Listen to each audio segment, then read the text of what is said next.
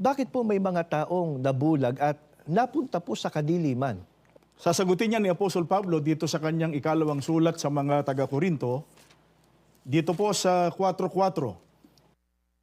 Hindi sila sumasampalataya sapagkat ang kanilang isip ay binulag ng Diyos ng daigdig na ito.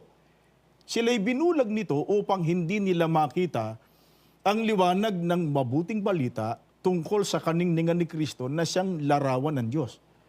Dito, kapatid ng Glenn, ay pinatutunay ni Apostol Pablo na may mga taong binulag ng Diyos ng daigdig na ito. Ang tinutukoy ay si Satanas o ang Diablo. Opo. At ang binulag sa kanila ay ang kanilang isip. Kapatid David, paano po makikilala yung mga taong binulag po ni Satanas ang puso at ang kanilang isipan? Pabasahin natin, kapatid ng Glenn, ang sagot. Dito po sa Isaias 5:20, ganito ang ating matutunghayan. Kawawa kayo mga baligtad ang isip. Ang mabuting gawa ay minamasama. Ang masama naman ay minamabuti. Ang kaliwanag ay inaaring dilim at ang kadilim ay liwanag ang turing. Mapait na abdo ang sabi matamis at ang matamis ay minamapait.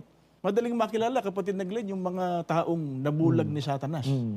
Nahanay sila dito sa binabanggit ng mga propeta na mga tao anyang baligtad ang isip. Opo.